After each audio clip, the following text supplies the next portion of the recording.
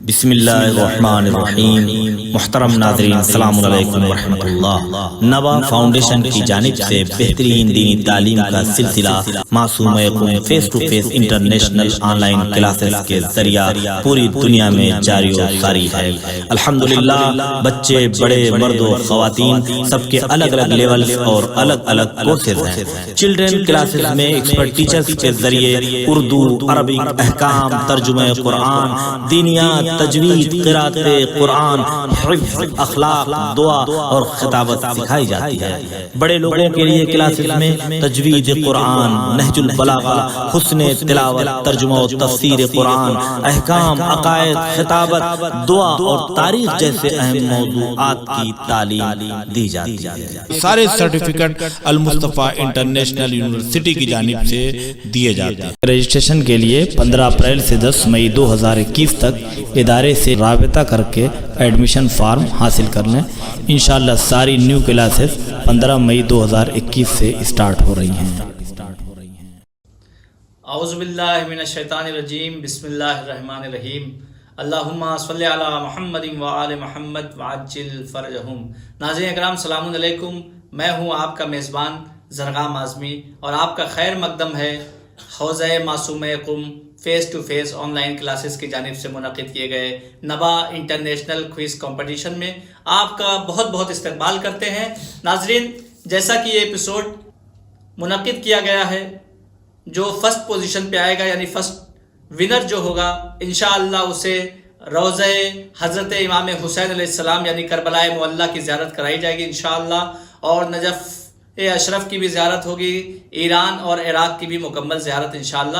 لہٰذا آپ دیکھتے رہیے ہمارا پروگرام، اور آپ ہی میں سے کوئی پہلا وہ فرد ہوگا جسے انشاءاللہ روضہ امام حسین علیہ السلام کی زیارت نصیب ہوگی، اور جو سیکنڈ ونر ہوگا اسے حوضہ معصوم قم سے روضہ معصوم قم یعنی شہزادی معصومہ قم کی زیارت نصیب ہوگی انشاءاللہ۔ سارا اہتمام نبا فاؤنڈیشن کی جانب سے کیا جائے گا، لہٰذا آپ غور سے سوالات سنتے رہیے اور ضرورت پڑے تو اسے لکھتے بھی رہیے اور ہمارا پروگرام بھی دیکھتے رہیے۔ اور اکثر کچھ لوگوں کا یہ میسج آتا ہے ہمارے پاس، نبا کی ٹیم کے پاس اکثر یہ میسج آتا ہے کہ آپ نے لنک نہیں بھیجا، ہمارے پاس ویڈیو نہیں آ رہی ہے۔ تو آپ سے گزارش ہے، جب بھی آپ یہ ایپیسوڈ دیکھتے ہیں تو نیچے آپ دیکھیں گے ریڈ کلر میں سبسکرائب کا ایک بٹن ہوگا، وہاں پہ آپ کلک کر دیجئے، اور اسی کے بازو میں بغل میں ایک بیل آئیکن ہوگا، اسے پریس کر دیں، اسے کلک کر دیں۔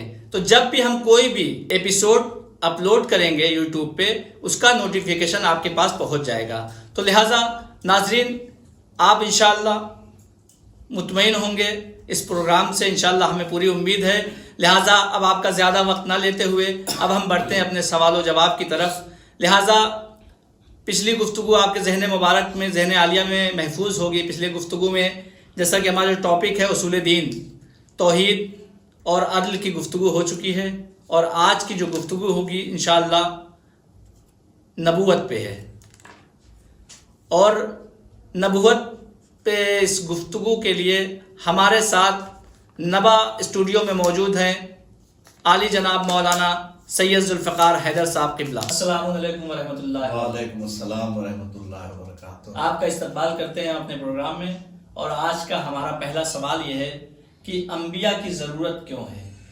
اعوذ باللہ من الشیطان الرجیم، بسم اللہ الرحمن الرحیم، نحمد و نصلی علی رسولہ الکریم وعلی الطیبین الطاہرین المعصومین۔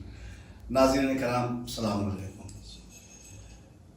ظاہر ہے کہ یہ اہم سوال ہے کہ اللہ نے عقل دی ہے ہمیں، اور فطرت ہے، ضمیر ہے، کتابیں نازل کی ہیں، اس کے باوجود انبیاء کی ضرورت کیوں ہوئی؟ تو مختصر جواب یہ ہے کہ بندوں کی ہدایت کے لیے انبیاء کا آنا ایک الہی انتظام ہے۔ بندوں کی ہدایت کے لیے ضرورت تھی کہ انبیاء تشریف لائیں، کوئی وسیلہ ہدایت ہو جو اللہ کا پیغام ہم تک پہنچائے، اس لیے کہ خدا بندوں کی ہدایت کے لیے خود آ نہیں سکتا۔ اس کا کمال جس منزل پہ، یہ کوئی مجبوری اس کی نہیں ہے، بلکہ اس کا کمال اس منزل پر ہے کہ وہ ہم تک آ نہیں سکتا، اور ہم میں کمی وہ ہے کہ ہم خدا تک جا نہیں سکتے، اور جو گیا ہے وہ بہرحال لوٹ کے نہیں آئے، تو کون جائے گا اللہ کی رضا و مرضی حاصل کرنے کے لیے؟ تو اس لیے ضرورت یہ تھی کہ اللہ ایک ایسا وسیلہ قائم کرے ہدایت کا کہ جس کے ذریعے سے وہ دین اور اسلام کی تفصیلات بندوں تک پہنچائے، ہدایت کا راستہ، جنت تک جانے کا راستہ جو ہے وہ بندوں تک پہنچائے۔ تو اب اسی کے لیے اللہ نے 1,24,000 انبیاء بھیجے۔ ان 1,24,000 انبیاء میں 313 رسول ہیں اور 5 اولو العزم پیغمبر ہیں، اور اولو العزم میں بھی جو 5 ہیں ان میں آخری نبی حضرت محمد مصطفیٰ صلی اللہ علیہ وآلہ وسلم سب سے افضل ہیں، سید الانبیاء ہیں۔ اچھا، اولو العزم کو اولو العزم اس لیے کہتے ہیں کہ یہ کتاب کے ساتھ ساتھ اپنی تازہ اور نئی شریعت لے کر آئے تھے۔ اولو العزم تو ایک ماحول جو رسم و رواج کا عادی ہو چکا ہوتا ہے اس کے خلاف آواز بلند کرنا بہت مشکل ہوتا ہے اور لوگ مخالفت پر آمادہ ہو جاتے ہیں۔ آپ دیکھیے کہ جن افراد کو اللہ نے اولو العزم پیغمبر بنا کے بھیجا، مثلا جناب نوح کے متعلق یہ ہے کہ جب وہ تبلیغ کے لیے نکلتے تھے تو قوم ان پر پتھروں کی بارش کرتی تھی اور پتھر میں چھپ جایا کرتے تھے۔ نوح شام کو ملک آتا تھا اور اپنے پروں کو مس کرتا تھا اور پتھر ہٹاتا تھا، ان کے زخم اچھے ہو جاتے تھے۔ بات آ گئی ہے تو کہتے ہیں کہ اب تاریخ میں ہم نے یہ دیکھا کہ نوح کو جب لوگ پتھر مار کر زخمی کر دیتے تھے اور زخموں کو مرہم کی ضرورت ہوتی تھی تو فرشتوں کے بالوں پر کام آتے تھے۔ لیکن ایک موقع ہم یہ دیکھتے ہیں کہ خود ملک بالوں پر سے محروم ہو گیا ہے اور زخمی ہے تو وہ انبیاء کے دروازے پر نہیں جاتا بلکہ در حسین پر آتا ہے۔ آتا تو ہے سید الانبیاء ہی کے دروازے پر، لیکن ذریعہ حسین بنے کہ جب امام حسین صاحب کی ولادت ہوئی ہے اور فرشتے آ رہے تھے تو آئے بہرحال تو حضرت نوح پہ پتھروں کی بارش ہوتی تھی۔ اسی طریقے سے حضرت ابراہیم، بت پرستوں سے مقابلہ، مناظرہ، مباحثہ سب ہوا ہے، یہاں تک کہ آپ کے لیے اتنی بڑی آگ کا انتظام کیا گیا کہ جلا کر خاک کر دینے کا منصوبہ بنایا گیا، لیکن نمرود کا منصوبہ خاک میں ملا اور اللہ نے بچا لیا۔ اسی طریقے سے حضرت موسیٰ، فرعون کے دربار میں کتنی اذیتیں مصیبتیں برداشت کی اور کتنا اہم مرحلہ تھا کہ خود موسیٰ کو دعا کرنی پڑی کہ پروردگار مجھے قوت بازو عطا فرما، اور وہ اللہ نے جناب ہارون کی شکل میں ان کی دعا قبول فرمائی اور عطا فرمایا۔ اسی طریقے سے حضرت عیسیٰ اولو العزم پیغمبروں میں ہیں، تو اپنے جانتے ہوئے دشمنوں نے انہیں سولی پہ پہنچا دیا۔ تو اس لیے انہیں اولو العزم کہتے ہیں کہ ایک ایسے معاشرے میں جہاں رسم و رواج کے لوگ عادی ہو چکے تھے اس میں ایک نئی شریعت لانا، ایک انقلاب لانا بڑا مسئلہ تھا، اور اس میں صبر و استقامت کا مظاہرہ کرنا تھا۔ اور پھر ہمارے آخری نبی صلی اللہ علیہ وآلہ وسلم وہ خود فرماتے ہیں کہ جو اذیت ہمیں دی گئی وہ اذیت کسی نبی یا کسی وسیع کو نہیں پہنچائی گئی۔ اب رہ گئی یہ بات کہ مثلا عقل ہے، ضمیر ہے، فطرت ہے، اس کی موجودگی میں نبی کی کیا ضرورت ہے؟ عقل کافی تھی سمجھنے کے لیے، لیکن کبھی کبھی خواہشات نفس کا غلبہ اتنا ہوتا ہے کہ عقل ہار جاتی ہے۔ مثلا دیکھیے، آپ سگریٹ کے پیکٹ پہ لکھا ہوتا ہے کہ سگریٹ پینا صحت کے لیے نقصان دہ ہے، تمباکو کی پیکٹ پہ لکھا ہوتا ہے کہ تمباکو صحت کے لیے نقصان دہ ہے، مگر وہ خواہش اتنی غالب آ جاتی ہے کہ انسان اس کے باوجود اسے استعمال کرتا ہے۔ تو کتاب کی موجودگی میں، عقل کی موجودگی میں، فطرت کی موجودگی میں بھی ضرورت تھی ہادی کی، اور سب سے بڑی چیز یہ ہے کہ عقل اور فطرت یہ تو بتا سکتی ہے کہ اس کائنات کا بنانے والا کوئی ہے، مگر کیسا ہے، 1 ہے، 2 ہے، 4 ہے، 5 ہے، یہ نہ عقل بتا سکتی ہے، نہ ضمیر بتا سکتا ہے۔ یہ اللہ کی طرف سے کوئی انتظام ہو کہ ہادی آئیں اور بتائیں، اس لیے انبیاء آئے تاکہ اللہ کی مرضی، اللہ کی ہدایت کا انتظام بتائیں۔ اب رہ گیا یہ کہ کتاب بھیج دیتا پروردگار عالم، آسمانی کتاب۔ پہلی بات تو یہ ہے کہ جب اللہ خود کتاب کافی نہیں سمجھتا، اور ہر دور میں جب بھی اس نے کتاب بھیجی تو مولی میں کتاب بھیجا ہے، اور اگر کتاب کافی ہوتی تو یہ مثلا ڈاکٹروں کی تعلیم کے لیے اتنے اخراجات کی ضرورت نہیں، انجینئروں کو انجینئر بنانے کے لیے ان کی تعلیم پہ کتنا خرچ ہوتا ہے، ہر شعبہ حیات میں تعلیم کا جو انتظام ہے، کتابیں چھپ جاتی، لوگ پڑھ لیتے، انجینئر ہو جاتے، ڈاکٹر ہو جاتے، لیکن جب کسی شعبے میں ایسا نہیں تو دین کے معاملے میں ایسا کیسے ہو سکتا ہے؟ جہاں ٹریفک کانسٹیبل ہوتا ہے چوراہے پر، وہ ٹریفک کے اصولوں سے متعلق کتابیں رکھ دی جاتی، وہاں کوئی انتظام نہ ہوتا، لیکن ایسا نہیں ہے۔ تو ہر جگہ کوئی نہ کوئی بتانے والے کا انتظام موجود ہے۔ اچھا، بس آخری بات اس سوال کی کر دیں کہ کتاب کافی نہیں ہو سکتی، تحریر کافی نہیں ہو سکتی۔ مثلا ایک صاحب، مثلا اب تو آج بڑا ترقی کا زمانہ ہو گیا ہے اور پل پل کی خبر ہر جگہ موجود ہوتی ہے. لیکن ہم لوگ کا جو دور تھا تو مثلا احمد آباد یا بامبے وغیرہ اشرا پڑھنے کے لیے جاتے تھے ہم لوگ, تو جو خط بھیجتے تھے گھر پہ تو کئی اشرے پڑھ کے جب گھر واپس آتے تھے تب جا کے وہ خط ہم خود وصول کرتے تھے گھر آنے کے بعد. اتنا وقت لگ جاتا تھا. آواز کیا ہے, آج تو موبائل کے ذریعے سے بالکل ویڈیو کالنگ آپ کر لیجیے, تمام باتیں معلوم ہیں. تو اس زمانے میں جب یہ سب دشواریاں تھیں تو ایک صاحب کہیں بامبے وغیرہ گئے ہوئے تھے اور ان کے گھر سے خط پہنچا, تو اس میں ہوا یہ تھا کہ ان کے بچے کی انگلی کٹ گئی تھی. تو بیوی نے خط لکھا, تمام خط لکھتے لکھتے گھریلو ہاتھ لکھتے لکھتے لکھا کہ بابو کی کل انگلی کٹ گئی. اب وہ جو خط پہنچا تو وہ رونے لگے اور ان کی سمجھ میں نہیں آیا کہ بابو کی کل انگلی کٹ گئی یا بابو کی کل انگلی کٹ گئی. یہ کاف اور لام خالی لکھا ہوا ہے, تو اب یہ سمجھ میں نہیں آ رہا ہے. تو اب دیکھیے لکھا تو ہے مگر تحریر کافی نہیں ہے.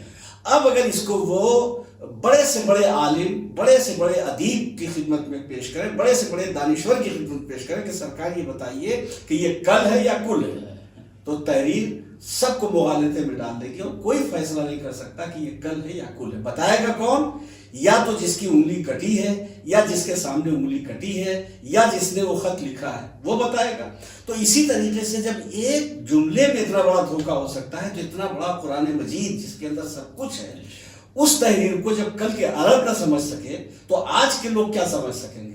اس لیے ضرورت اس بات تھی کہ قرآن مجید کو سمجھانے کے لیے, اللہ کے دین کو سمجھانے کے لیے, علم و حکمت کی تفصیلات بتانے کے لیے پیغمبر اسلام صلی اللہ علیہ وسلم یا انبیاء تشریف لائے. جی جزاک اللہ. تو ناظرین ہم بڑھتے ہیں اپنے اگلے سوال کی طرف.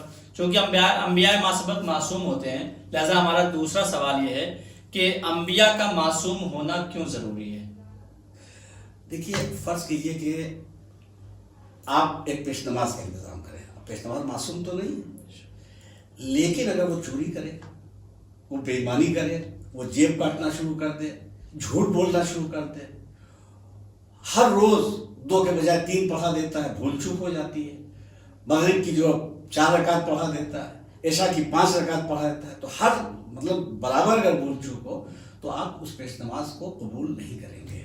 ارے امام صاحب اور چوری کریں, بے ایمانی کریں, جیب کاٹیں, تو گناہ یا بھول چوک 2 رکعت نماز پڑھانے کے لیے یا 4 رکعت اور 3 رکعت نماز پڑھانے کے لیے مسجد میں جو امام آیا ہے آپ کا مزاج برداشت نہیں کر سکتا, جبکہ اس کو ایک مسجد میں نماز پڑھانی ہے.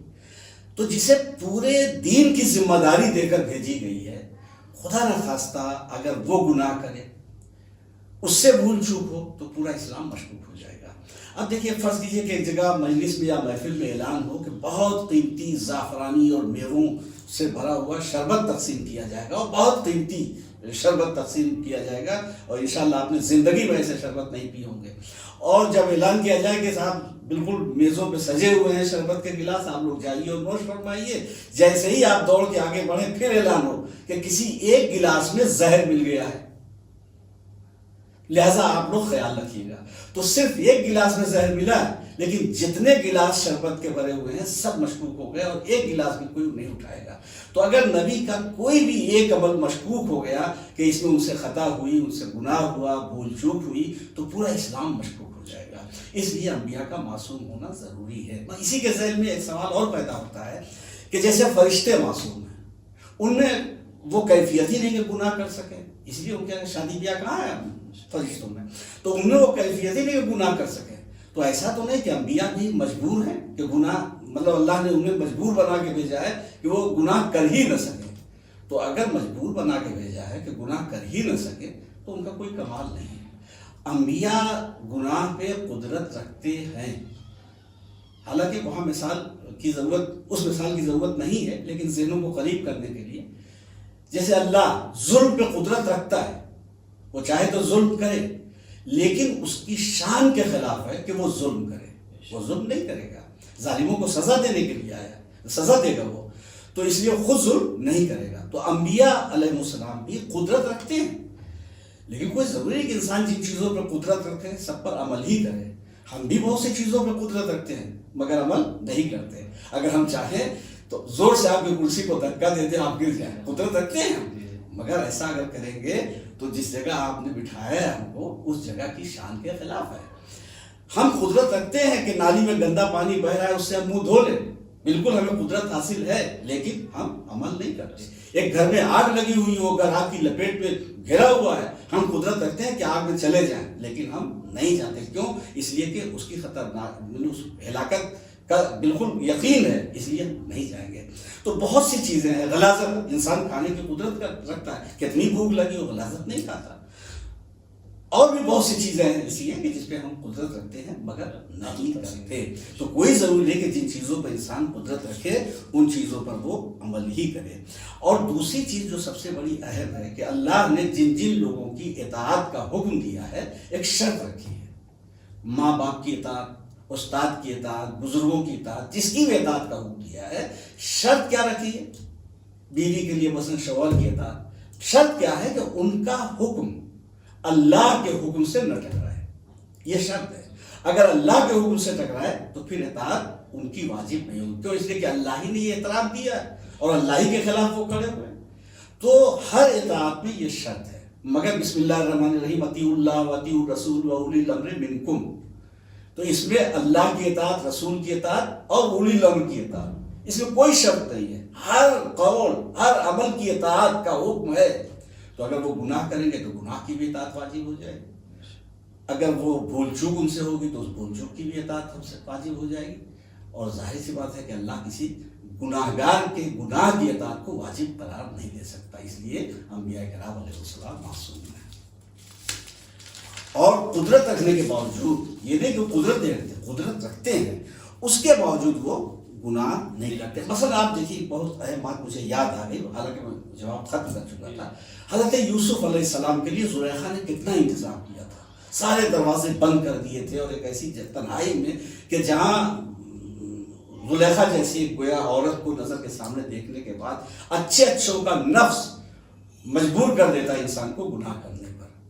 تو قدرت رکھتے تھے حضرت یوسف گناہ کرنے کی، ایسا نہیں کہ قدرت نہیں رکھتے تھے، لیکن اپنی شان کی عظمت سمجھتے تھے، اپنی اہمیت سمجھتے تھے، اور اس گناہ کی جو شدت ہے اور اس کی جو گندگی ہے اور اس کے جو برے اثرات ہیں، تو ان اثرات کو بھی سمجھتے تھے۔ اس لیے انہوں نے خدا سے دعا کی، اور جتنے بند دروازے تھے انہی دروازوں کی طرف اللہ پہ یقین کر کے دوڑے، اور وہ دروازے کھلتے چلے گئے۔ تو یہ کیا ہے؟ یہ عصمت اختیاری ہے، یعنی اختیار رکھتے ہیں گناہ پہ لیکن گناہ نہیں کرتے۔ جزاک اللہ۔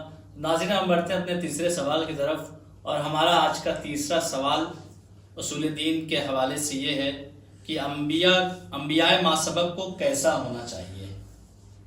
ماشاءاللہ بڑی ذمہ داری ہے انبیاء کرام علیہ السلام کی۔ اور دیکھیے، کوئی شخص مجلس پڑھتا ہے، ذاکر ہے، اس کو ہم اپنا آئیڈیل سمجھتے ہیں۔ مولانا ہے، عالم دین ہے، نماز پڑھاتا ہے، اس کو ہم اپنا آئیڈیل سمجھتے ہیں۔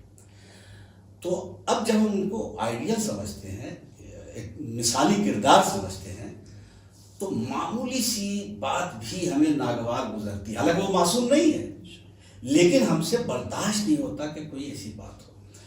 آپ دیکھیں کہ مثلا ایک افسر ہے، اب ایک افسر ہے کہ وہ بہت سخت ہے، اب مجرم اس کے پاس آتے ہیں اور کوئی ایسے کاغذ پہ دستخط لینا چاہتے ہیں جو ان کے لیے فائدہ مند ہے اور خلاف قانون ہے، اس کے وہ مستحق نہیں ہے۔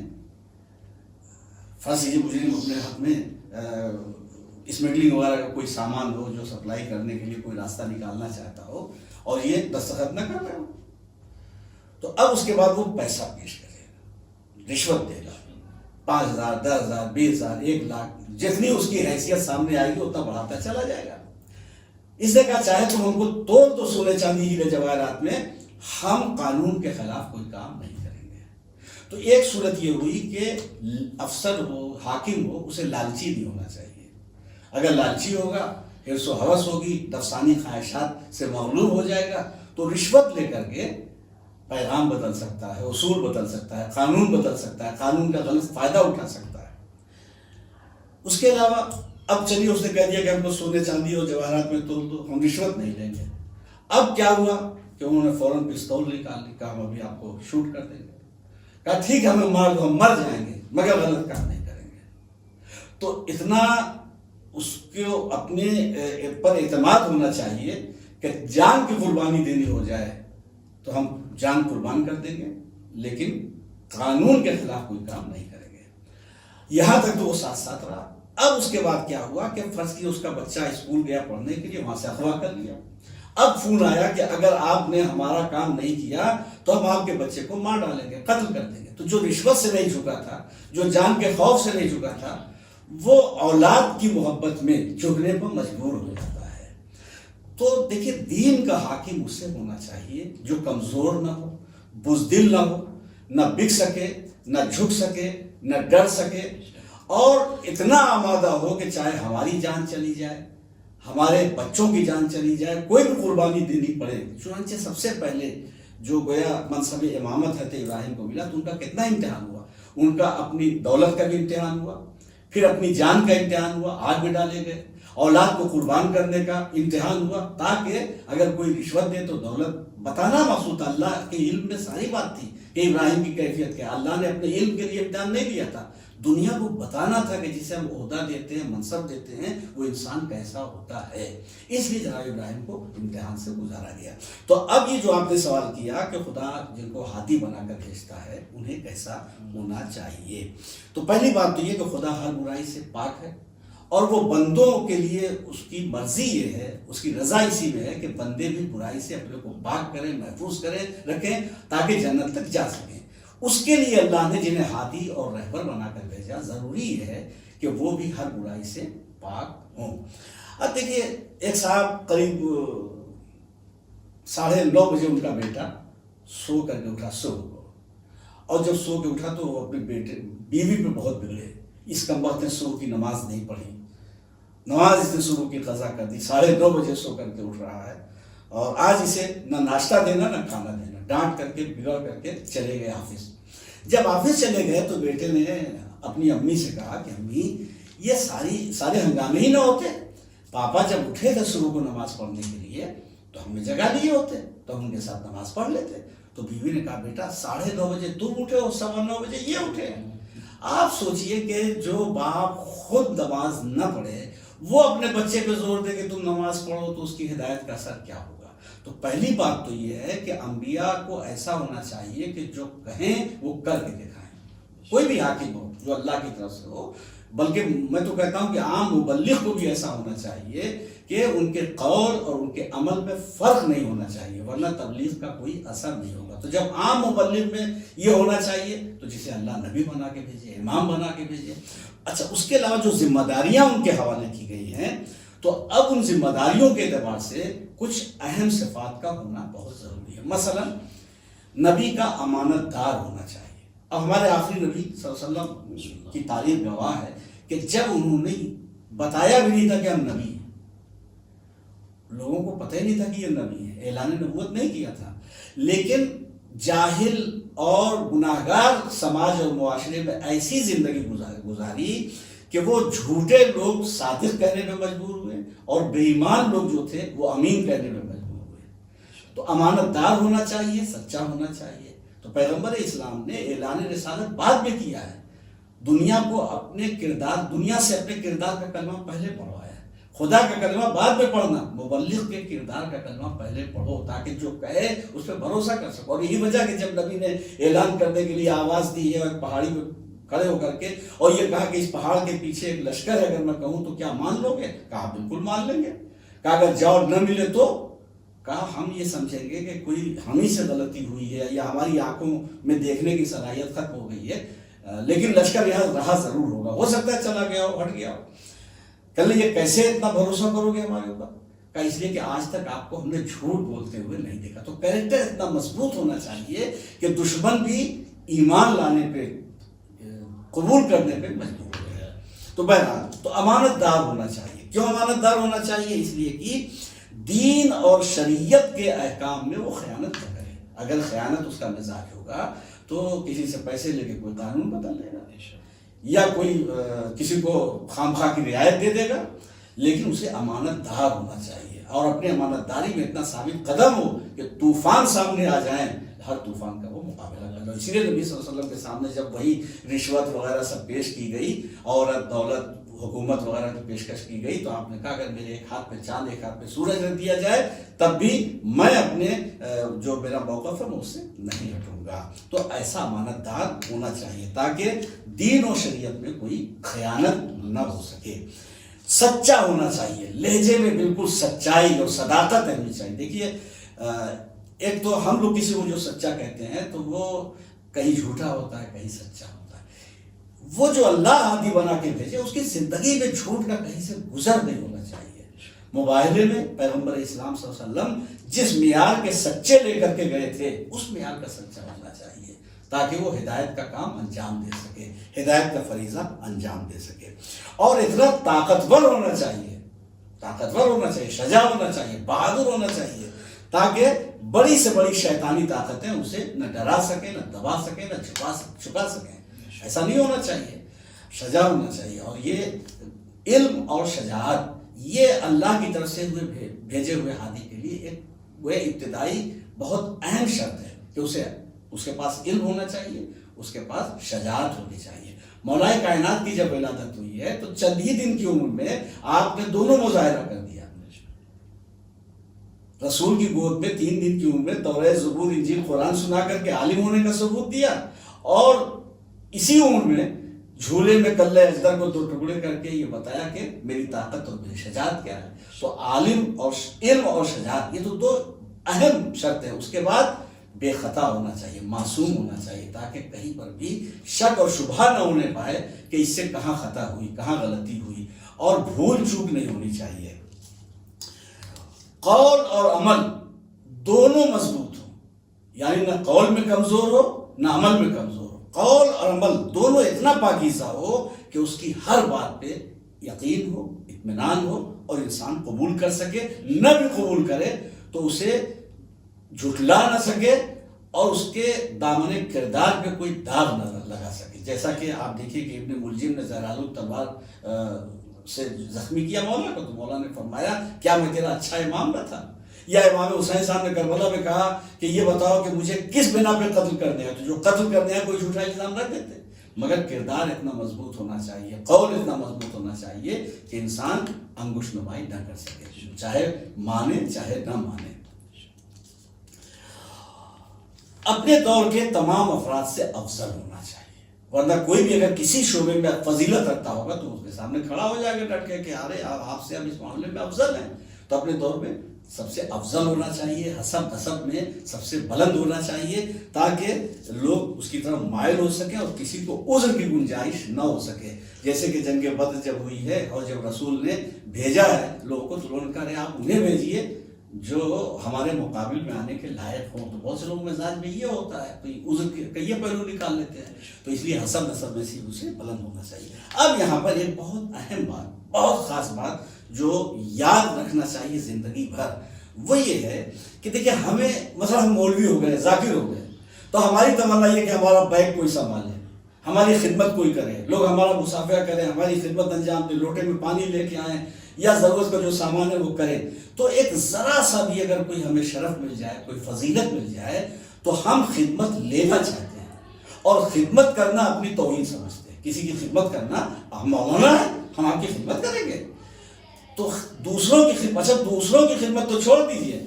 अब अगर कोई शरफ हमें मिल गया तो हम अपना काम भी अपने हाथ से करना अपनी तौहीन समझते हैं, ये आपने देखा होगा। लेकिन नबी जो इस दुनिया में आए, अल्लाह की तरफ से जो हादी बन करके आए, उन्होंने इस मिजाज को बदला। उन्होंने क्या मिजाज बदला कि जिसका जितना शरफ हो, जितनी बुलंदी हो, उसका शरफ ये नहीं कि वो खिदमत ले, उसका शरफ ये कि खिदमत खल्क करे, वो दूसरों की खिदमत करे। तो अंबिया अलैहिस्सलाम ने इस जरिए से हमें बताया कि जो हादी खुदा की तरफ से हो उसे ऐसा होना चाहिए कि उसकी खिदमत, जज्बा खिदमत से लोग मजबूर हो सकें। अब देखिए अंबिया कराम या खुद हमारे नबी सल्लल्लाहु अलैहि वसल्लम ज़्यादातर अपना काम खुद अपने हाथों से अंजाम देते थे। मौलाए कायनात अपना काम अपने हाथों से अंजाम देते थे।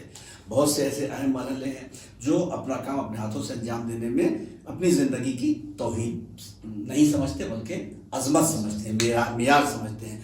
वरना हमारे मुआशरे में बड़े आदमी की, ऐसा बहुत बड़े आदमी हैं تو بہت بڑے آدمی کیا، ارے صاحب اتنے نوکر چاکر لگے ہوئے، اتنے خدمت گزار لگے ہوئے ہیں. لیکن انبیاء نے کیا بتایا، ائمہ نے کیا بتایا، انہوں نے کیا بتایا؟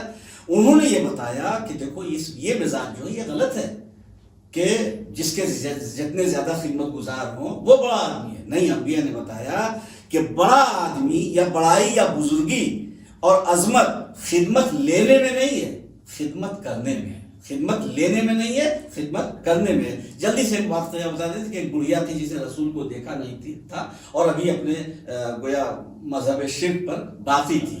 سنا تھا کہ کوئی نبی جسے نبوت کا اعلان کیا. ایک دن اپنے وزن سے زیادہ سامان اٹھانا چاہتی تھی، اٹھ نہیں رہا تھا. نبی گزر رہے تھے، اس نے دیکھا نہیں تھا نبی کو. نبی گزر رہے تھے، کہا اگر تو اجازت دے تو تیرا یہ سامان تیرے گھر تک پہنچا دو. تو وہ سمجھی کوئی مزدور ہے جو پیسہ لینا چاہتا ہے. تو کہا بھائی دیکھ میرے پاس پیسہ ویسا نہیں ہے، اگر تم مفت میں پہنچا سکتے ہو. کہا نہیں، میں خدمت ہی کرنا چاہتا ہوں، اور وہاں تک پہنچا دیا اس کے گھر تک. جب سامان پہنچا دیا تو بڑھیا نے شکریہ ادا کیا. کہا بیٹا میرے پاس پیسے تو نہیں ہے، دولت تو نہیں جو تمہیں اجرت دے سکوں، لیکن نصیحت سب سے بڑی دولت ہے. میں ایک نصیحت کرتی ہوں. سنا ہے کہ محمد ابن عبداللہ نامی ایک شخص ہے جو ہمارے خداؤں کو برا بھلا کہتا ہے اور جادوگر ہے. وہ جو کہتا ہے اس کی باتوں کا اثر لوگوں پہ ہو جاتا ہے. تو میں نصیحت کرتی ہوں کہ اس کے پاس مت بیٹھنا، اس کی آواز مت سننا. تو نبی مسکرائے، کہا کہ ٹھیک ہے، میں آپ کی نصیحت کا عمل ضرور کرتا مگر میرے لیے ممکن نہیں ہے. کہا کیوں؟ کہا اس لیے کہ جس محمد بن عبداللہ کے پاس بیٹھنے سے تو منع کر رہی ہے، باتیں سننے سے منع کر رہی ہے، وہ محمد بن عبداللہ میں خود ہوں. بس جیسے ہی یہ کہا تو بڑھیا جیسے ایک دم سکتا تھا طاری ہو گیا. کہا رے دیکھا جو ہے میں نے وہ تو کچھ اور ہے، جو سنا تھا وہ کچھ اور ہے. تو کبھی سنی ہوئی بات پہ بھروسہ نہیں کرنا چاہیے. دیکھ کر یقین جب تک حاصل نہ ہو جائے کوئی فیصلہ نہیں کرنا چاہیے. چنانچہ پیغمبر اسلام صلی اللہ علیہ وسلم کا یہ اخلاقی نمونہ تھا کہ جس سے وہ بڑھیا متاثر ہوئی اور کلمہ پڑھی. تو کیا ہے کہ خدمت لینے میں بڑائی نہیں ہے، خدمت کرنے میں بڑائی ہے. نبی ہو کر کے، سید الانبیاء ہو کر کے اس کا سامان اس کے گھر تک، ہمارے اماموں نے روٹی اٹھا کر کے اس کا تھیلا لوگوں کے دروازوں تک پہنچایا. تو خدمت. تو اب نبی نے کیا بتایا کہ قوم سے خدمت لینے والا سردار نہیں ہوتا، قوم کی خدمت کرنے والا سردار ہوتا. اسی لیے فرمایا آپ نے کہ سید القوم خادمہم، قوم کا سردار قوم کا خدمت گزار ہوتا ہے. تو انبیاء کو اخلاق میں، کردار میں، اوصاف میں، حسب نسب میں سب سے اعلیٰ و افضل ہونا چاہیے، معصوم ہونا چاہیے اور صاحب معجزہ ہونا چاہیے، تاکہ وہ اپنی نبوت کے دعوے میں کوئی معجزہ پیش کر سکے اور اس کا کوئی جواب دلا سکے. جزاک اللہ. ناظرین انشاءاللہ آپ مطمئن ہوں گے سوالوں کے جواب سے. اور چونکہ ماہ رمضان المبارک چل رہا ہے لہٰذا میرا چوتھا سوال یہ ہے کہ قرآن مجید کے معجزہ ہونے کی کیا دلیل ہے؟ دیکھیے بہت ظاہر سی بات ہے کہ آج 1400 سال ہو گئے قرآن مجید موجود ہے، اور ابھی دیکھیے سب تحریک چل رہی ہے قرآن مجید کے خلاف. تو تحریک تو چل رہی ہے. اب ابھی یہ آیا کہ اتنی آیتیں جو قرآن مجید سے نکال دینی چاہیے، 26 آیتیں شاید نکال دینی چاہیے. تو اگر یہ یقین ہے کہ یہ 26 آیتیں خدا کی طرف سے نہیں ہیں تو قرآن کا ایک چیلنج ہے کہ اگر تمہیں شبہ ہے کہ یہ اللہ کا کلام نہیں تو جواب لے آؤ. تو جو بندوں کی ایجاد کی ہوئی ہے، بندوں نے جسے بنایا ہے، اسی آیت کا جواب لا دو. اس لیے کہ نبی نے تو جو قرآن پیش کیا اسی میں یہ آیت ہے. تو جب تم جواب نہیں لا سکتے تو قرآن کے خلاف بھی بولنے کا تمہیں حق نہیں ہے. 1400 سال سے قرآن مجید کا معجزہ یہ ہے کہ وہ چیلنج موجود ہے، چیلنج موجود ہے کہ اگر تمہیں شبہ ہے کہ یہ نہیں ہے اللہ کا کلام تو اس کا جواب لاؤ. تو دیکھیے اور انبیاء کی نبوت جو تھی وہ وقتی تھی، عارضی کچھ دنوں تک کے لیے تھی، محدود تھی، محدود لوگوں تک تھی. کبھی کبھی تو بعض انبیاء کی نبوتیں جو خود ان کی ذات تک تھی کہ وہ اپنا کیریکٹر اور کردار اتنا سنواریں کہ لوگ دیکھ کر کے کردار کا نمونہ حاصل کریں. بعض انبیاء کی کچھ قبیلے تک حکومت تھی، بعض انبیاء کی وسعت کچھ زیادہ تھی. جناب ابراہیم کو جب امامت ملی تو یہ ہوا کہ انی جاعلک للناس اماما، ہم لوگوں کا یعنی سب کا. تو یہ ذرا وسعت پیدا ہو. لیکن اللہ نے جب اپنے آخری حبیب کو بھیجا تو رحمت للعالمین بنا کر بھیجا، تو پوری کائنات کے لیے رحمت بنا کر بھیجا. تو ہمیشہ کے لیے ہے، ہر زمانے کے لیے ہے اور ہر جگہ کے لیے ہے، عالمی اور ابدی ہے. تو معجزہ بھی عالمی اور ابدی ہونا چاہیے. تو یہ چیلنج پورے عالم کے لیے ہے اور ہر دور کے لیے ہے کہ جواب لاؤ. اب آپ دیکھیے کہ قرآن مجید نے کیا مطالبہ کیا ہے. سورہ اسراء آیت نمبر 28 میں، سورہ اسراء آیت نمبر 88 آیت نمبر 88 میں ارشاد ہو رہا ہے کہ آپ کہہ دیجیے اگر انسان و جنات مل کر قرآن کا جواب لانا چاہیں تو نہیں لا سکتے. सब एक दूसरे के मददगार और पुष्पनाह भी हो, ये भी कि सबको जमा कर लो और जवाब लाओ। और खुदा कह रहा है नहीं ला सकते। लड़ाई झगड़ा किया, एटमी ताकतों का सहारा लिया, हर दौर में इस्लाम की मुखालफत की, आज तक मुखालफत की, कितनी दौलत खर्च हुई, अरे सब पैसा खर्च करके पढ़े लिखे लोगों को जमा करो, कुरान की कुछ आयतों का जवाब लाओ, लेकिन जवाब नहीं ला सके। तो पूरे कुरान का जवाब मांगा। दूसरी जगह इरशाद हो रहा है सूरह बकरा आयत नंबर 23, अगर ये दावे में सच्चे हैं तो इनसे कह दीजिए कि इसके जैसे 10 सूरे लाए। पूरे कुरान का जवाब नहीं ला सकते, 10 सूरे का जवाब लाओ। अब देखिए और घटा दिया मुतालिबा, सूरह हूद आयत नंबर 13, अगर तुम्हें इसके बारे में कोई शक है जिसे हमने अपने बंदे पर नाजिल किया है तो इसके जैसा एक ही सूरा लाओ। ये भी नहीं कहा कि बड़ा वाला कि छोटा वाला, यानी सूरह इन्ना अतैना कल कौसर जो सूरह कौसर 3 मुख्तसर है, लेकिन उसका भी जवाब आज तक लोग नहीं ला सके। तो अब तक चैलेंज ये बाकी रहना, इस बात की दलील है, नबी ने अपनी नबूवत के दावे में पेश किया है चैलेंज, तो जवाब न लाना खुद इस बात की दलील है कि कुरान मजीद अल्लाह की जानिब से खास मोजिज़ा, और मोजिज़े की दलील ही ये है कि नबी अपने दावे नबूवत में मोजिज़ा पेश करे और कोई उसका जवाब न ला सके। जज़ाकल्लाह। नाज़रीन, हम बढ़ते अपने 5वें और आखिरी सवाल की तरफ, और हमारा आज का 5वां और आखिरी सवाल क़िबला से है कि पैगम्बर इस्लाम ख़ातिमुल अंबिया हैं, लिहाजा उनकी दलील कुरान मजीद से पेश कीजिए। खत्म नबूवत की दलील, यानी वो खातिमुल अंबिया है, इसकी दलील कुरान मजीद से है। बिस्मिल्लाह। देखिए सूरह अहज़ाब आयत नंबर 40 में इरशाद हो रहा है, बिस्मिल्लाहिर्रहमानिर्रहीम, मा काना मुहम्मदुन अबा अहदिम मिन रिजालिकुम वलाकिन्न रसूलल्लाह व खातमुन नबिय्यीन। यानी इरशाद हो रहा है कि मोहम्मद तुम में से किसी एक मर्द के बाप नहीं है, किसी भी मर्द के बाप नहीं है। लेकिन यहाँ पे एक धोखा ना होने पाए, तुम में से उम्मत के किसी मर्द के बाप नहीं है, ऐसा नहीं कि अपने बच्चों के बाप नहीं है, ये नहीं हो रहा है। तो जो अपने हैं उनके तो हैं, उम्मत में से किसी एक मर्द के या किसी एक फर्द के बाप नहीं है, बल्कि वो खुदा के रसूल हैं। तो अल्लाह के रसूल होने का ऐलान हुआ और आखिरी नबी हैं, खातिमुन नबीयीन हैं। तो खत्म नबूवत की दलील इस आयत से, सूरह अहज़ाब आयत नंबर 40 से मिल जाती है। इसके अलावा हदीसें भी मौजूद हैं। पैगम्बर इस्लाम सल्लल्लाहु अलैहि वसल्लम ने फरमाया, हज़रत अली अलैहिस्सलाम से इरशाद फरमाया कि ऐ अली, तुमको मुझसे वो निस्बतें हासिल हैं जो हारून को मूसा से हासिल थी। यहाँ तक हो गया। अब ये बहुत तफसील है कि हारून और मूसा से क्या निस्बतें थी, तो वो अली में और रसूल में है, लेकिन यहाँ पे उसका मौका नहीं है। अब जो इसके आगे नबी फरमा रहे हैं कि तुमको मुझसे वो निस्बतें हैं जो हारून को मूसा से हासिल थी, लेकिन फर्क ये है कि मूसा आखिरी नबी न थे, मैं आखिरी नबी हूँ। अल-गदीर जिल्द 3 और सफ़ा 202। और उसके अलावा आलम इस्लाम के अक्सर मुहद्दिसीन ने इस हदीस को नक़ल फरमाया है। हज़रत ने यह भी इरशाद फरमाया कि नबूवत के महल में मैं आखिरी ईंट हूँ, मेरे बाद सिलसिले नबूवत खत्म हो जाएगा। मुस्नद अबू दाऊद सफ़ा 247। हज़रत अली अलैहिस्सलाम इरशाद फरमाते हैं कि रसूल खुदा पर वही और नबूवत का खातिमा हो गया। नहजुल बलागा खुतबा नंबर 133। 8वें इमाम हज़रत इमाम अली रज़ा अलैहिस्सलाम ने फरमाया, हज़रत मोहम्मद मुस्तफ़ा का दीन क़यामत तक मनसूख नहीं होगा और हज़रत के बाद क़यामत तक कोई पैगम्बर नहीं आएगा। जब तक दीन कामिल नहीं हुआ था नबी और रसूल आते रहे। जब दीन कामिल होने की सनद मिल गई तो नबी का काम था खबर लाना, पहुंचाना, रसूल का काम था पैगाम। तो दीन के कामिल होने की सनद इस बात की दलील है कि अब कोई खबर वहाँ नहीं रह गई, कोई पैगाम वहाँ नहीं रह गया। इसलिए नबूवत और रिसालत का सिलसिला पैगम्बर इस्लाम सल्लल्लाहु अलैहि वसल्लम की ज़ात पे तमाम हो गया। हाँ, अलबत्ता हिदायत की ज़रूरत है। जब तक उम्मत है हिदायत की ज़रूरत रहेगी, इसलिए इमामत का सिलसिला बाकी रखा गया। जैसे हज़रत इब्राहिम नबी भी थे, रसूल भी थे, इमाम भी थे, ऐसे ही पैगम्बर इस्लाम सल्लल्लाहु अलैहि वसल्लम नबी भी है, रसूल भी है, इमाम भी है। नबूवत और रिसालत का सिलसिला तमाम हुआ आपकी ज़ात पे, इमामत का सिलसिला बाकी है। इसलिए आपके पास जो 12 जानशीन है वो नबी नहीं कहे जाते, रसूल नहीं कहे जाते, इमाम कहे जाते हैं। यानी इमामत का सिलसिला बाकी है और ये हिदायत का सिलसिला 12 पे जाके तमाम होता है इंशाल्लाह, जिसका सिलसिला तज़किरा इमामत में आपके सामने पेश किया जाएगा। जज़ाकल्लाह, बहुत खूब। इंशाल्लाह नाज़रीन आप मुतमईन होंगे सवालों के जवाब से, लिहाजा आज हमारा वक्त यहीं पे तमाम होता है। अपना ख्याल रखिएगा, तब तक के लिए हमें इजाज़त दीजिए। खुदा हाफिज़ फ़ी अमानिल्लाह, वस्सलामु अलैकुम वरहमतुल्लाहि वबरकातुहू। खुदा हाफिज़ फ़ी अमानिल्लाह। بسم اللہ الرحمن الرحیم محترم ناظرین السلام علیکم ورحمۃ اللہ۔ نوا فاؤنڈیشن کی جانب سے بہترین دینی تعلیم کا سلسلہ معصوم یقوم face to face international online classes کے ذریعہ پوری دنیا میں جاری و ساری ہے۔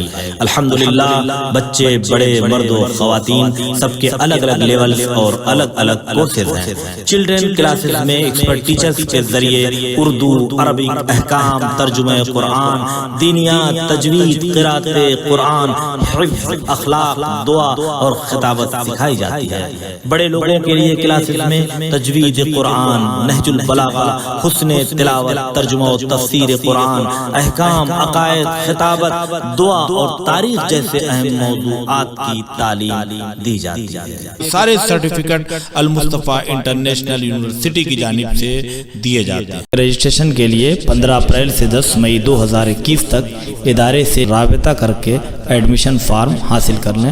انشاءاللہ ساری نیو کلاسز 15 مئی 2021 سے اسٹارٹ ہو رہی ہیں۔